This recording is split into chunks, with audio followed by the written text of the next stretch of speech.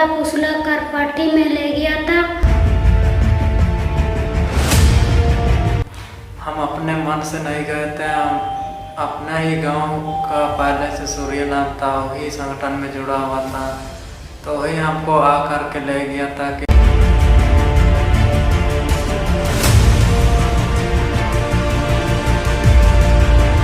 हो गया। उन लोग महिलाओं से बलात्कार भी करता है, शोषण भी करता है, महिलाओं को अच्छा नहीं व्यवहार करता है, वहाँ पर जाके पैसा भी नहीं देता है।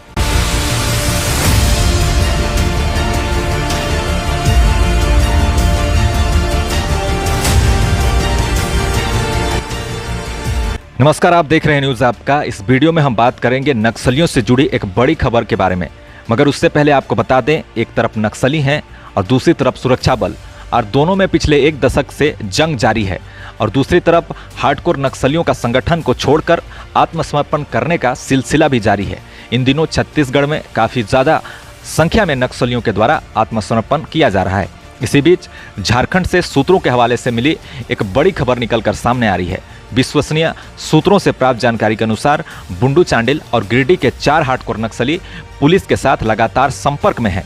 बताया जा रहा है कि वे जल्द पुलिस के समक्ष आत्मसमर्पण कर सकते हैं। ये सभी नक्सली पिछले करीब 5 से 10 सालों से संगठन में सक्रिय हैं और बड़ी नक्सली घटनाओं को अंजाम भी दे चुके हैं। संगठन के बड़े नेताओं से मनमुटाव और भेदभावपूर्ण रवैये से संगठन के प्रति इनका मोह भंग हो गया है।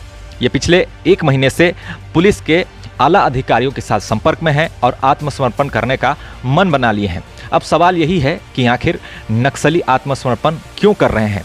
पिछले 3 सालों की बात करें तो माओवादी संगठन के कई बड़े बड़े लीडर और कैडर पुलिस के समक्ष आत्मसमर्पण कर चुके हैं, जिनमें कई ऐसे नक्सली हैं जिनका आतंक एक समय में काफ़ी ज़्यादा देखने को मिलता था, जिनके आतंक की तूती बोलती थी, जैसे कुंदन पाहन, डिम्पा पाहन, बोदरा पाहन, राज प्रामाणिक, नकुल यादव, दिनेश यादव उर्फ विकास, दुर्योधन महतो, सुदेश मुंडा, लोद्रो लोहरा, जीवन कुंडुलना इत्यादि, जो पुलिस के लिए कभी सिरदर्द बन चुके थे, मगर इन्होंने आत्मसमर्पण कर दिया।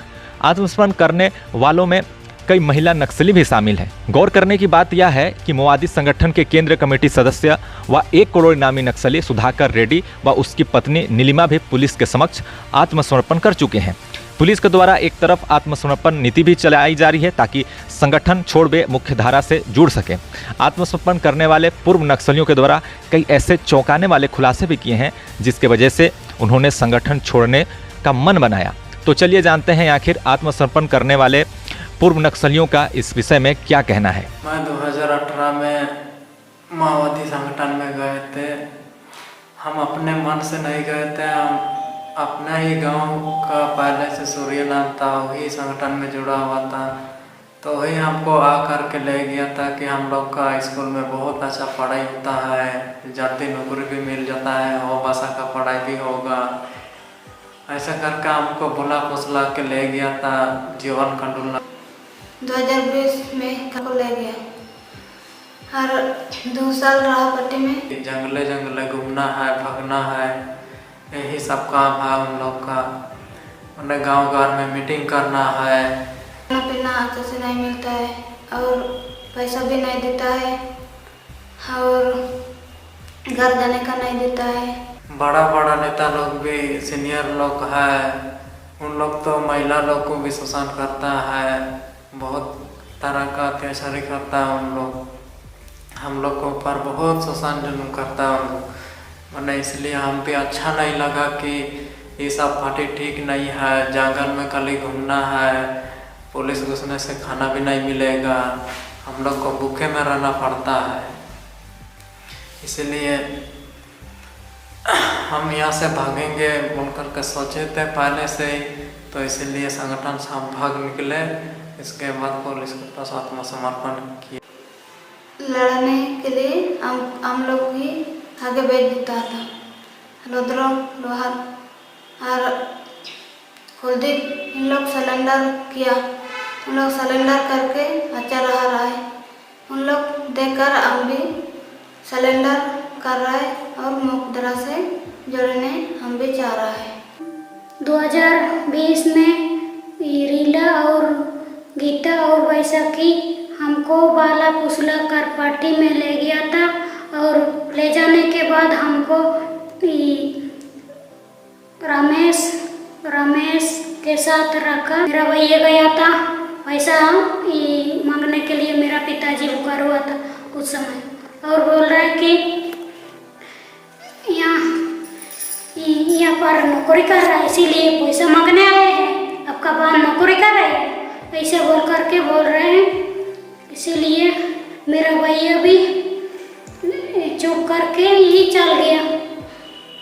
इसके बाद तो हम ठीक नहीं है, पार्टी में रहने से सब लोग भाग रहे हैं, बड़ा बड़ा नेता लोग बोल करके हम सोचे, इसीलिए हम भाग गए। माओवादी पार्टी में गए थे, बाला कुचला करके ले गया था। वहाँ पर अच्छा रहेंगे, पढ़ाई लिखाई सीखेंगे बोल के, छुट्टी मांगने से छुट्टी में भी घर आ सकते बोल के झूठ बात बोल के ले गया था हमको। और वहाँ पर 2020 में मोबाइल बकरी चरा रहे थे, उसके बाद अनमोल का दस्ता ने आके हमको रास्ता दिखाना बहाना से ले गया। वहाँ पर ले जाके अच्छा भी नहीं रखता था। बड़े बड़े नेता लोग जैसे रमेश हो गया, अमित मुंडा हो गया, उन लोग महिलाओं से बलात्कार भी करता है, शोषण भी करता है, महिलाओं को अच्छा नहीं व्यवहार करता है। वहाँ पर जाके पैसा भी नहीं देता है। 2 साल थे वहाँ पर, घर जाने का बात बोले तो हमको दाब के डराया, तो वहाँ पर फालतू का फंसा करके ले जाता है। इसीलिए हम वहाँ पर रहने का मन नहीं किया। गाँव वाला को भी मारपीट करता है, पुलिस का दलाल बोल के मार भी देता है, फालतू का गाँव वाला को मारता है। और जब पुलिस के साथ मुठभेड़ हो जाने से हम लोग के आगे भेजता है। आत्मसमर्पित नक्सलियों के बयान में ये बातें सामने आई है कि संगठन में छोटे कैडरों के साथ बड़े नेताओं के द्वारा शोषण और भेदभावपूर्ण व्यवहार किया जाता है। मुठभेड़ों में छोटे कैडरों को ही संगठन में लड़ने के लिए आगे भेज दिया जाता है, जिससे उन्हें अपने प्राण गंवाने पड़ते हैं। संगठन में वेतन भत्ता का कोई प्रावधान नहीं है, ना ही घर जाने की अनुमति है। ऐसे में परिवार से सालों तक बातचीत नहीं हो पाती है और ना तो सही से खाना मिलता है और ना रहने का ठिकाना। हमेशा डर के साए में रहना पड़ता है, कब जान चली जाए। इसी तरह के कुछ ऐसे कारण हैं जिससे संगठन के प्रति कैडरों का मोह भंग हो रहा है और वे पुलिस के समक्ष आत्मसमर्पण कर रहे हैं। हाथों रेंगड़ा 2021 रे पार्टी को इडी किनी माओवादी को चकाट किनी थे मुठभेड़ को बारियो मरामरा नेता को चना बकन वाले के पाए चिता ओंडो वो जो त्या छोटी आसकरे का कमिया ओंडो पैसा का कमिया आसुद कतेन रवार सेन लेना उन तकरा को कोले ओंडो जाना जो पे गलती के रो जो को काजी इना को उड़ो करे थे ये तो कुलदीप नेते सुरेश नेते ये लोदर इनको सिलेंडर रखना को चिमिन मंजाम को सिलेंडर करने थे इनको ललकड़े थे आलियो ना थे सिलेंडर। 5 वर्षों में पहली बार ऐसा हुआ कि एक साथ इतनी बड़ी संख्या में झारखंड में नक्सलियों ने आत्मसमर्पण किया। झारखंड पुलिस के रांची क्षेत्र के पुलिस महानिरीक्षक कार्यालय में आयोजित एक कार्यक्रम में इन सभी नक्सलियों ने आत्मसमर्पण किया। पुलिस ने बताया कि समर्पण करने वाले नक्सलियों की पहचान जयराम बोदरा, मारतम अंगरिया, सरिता सरदार, तुंगीर पूर्ति, पातर कोड़ा, कुसनो सिरका उर्फ कार्तिक सिरका और संजू पूर्ति उर्फ रोशनी पूर्ति के रूप में हुई। जैसा कि आप लोगों को बताया था, इस अभियान में पुलिस को निरंतर सफलताएं प्राप्त हो रही है एवं इस लड़ाई में अभी तक कुल 1300 से ऊपर उग्रवादियों को गिरफ्तार करने में पुलिस और केंद्रीय अर्धसैनिक बलों को सफलता मिली, जिसमें कि 1 करोड़ के इनामी पॉलिट ब्यूरो मेंबर के साथ साथ central committee member, zonal members, regional committee members, area commanders, इस तरीके के कुल 106 इनामी उग्रवादी जिन पर कुल 1 करोड़, जिन पर कुल 2 करोड़ से ज़्यादा इनाम घोषित था, वैसे उग्रवादियों को गिरफ्तार करने में पुलिस को सफलता प्राप्त हुई। साथ साथ जो सटीक अभियान चलाए जा रहे हैं, आसूचना आधारित अभियान चलाए जा रहे हैं, उन्हें भी काफ़ी बड़ी सफलताएं प्राप्त हुई है और अभी तक हम लोग 3 वर्षों में 31 उग्रवादियों को मुठभेड़ के क्रम में मार गिराने में सफल हुए हैं। उन पर भी 44 लाख के इनाम सरकार के द्वारा घोषित किए गए थे। इसके साथ साथ जो झारखंड सरकार की आत्मसमर्पण नीति है, उस नीति का व्यापक प्रचार प्रसार जो किया गया है, दूर दराज के और जो खासकर माओइस्ट स्ट्रॉन्ग होल्ड्स है, उसमें उनकी जो प्रचार प्रसार किया गया, उनके परिजनों से संपर्क किया गया, उनके साथियों से संपर्क किया गया और नक्सलियों के जो कुकर्म है, उस नीति का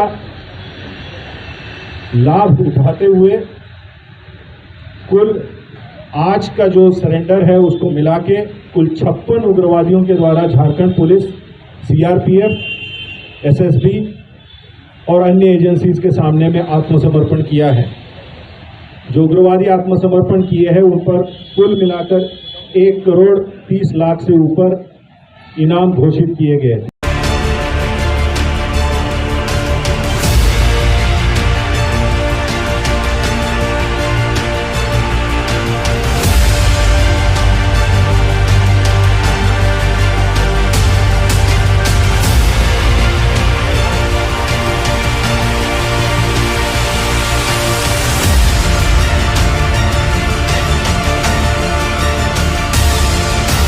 झारखंड में नक्सलियों के खिलाफ लगातार सर्च ऑपरेशन जारी है। इसका असर यह हुआ है कि कुछ नक्सली मारे गए हैं और कई ने सरेंडर किया है।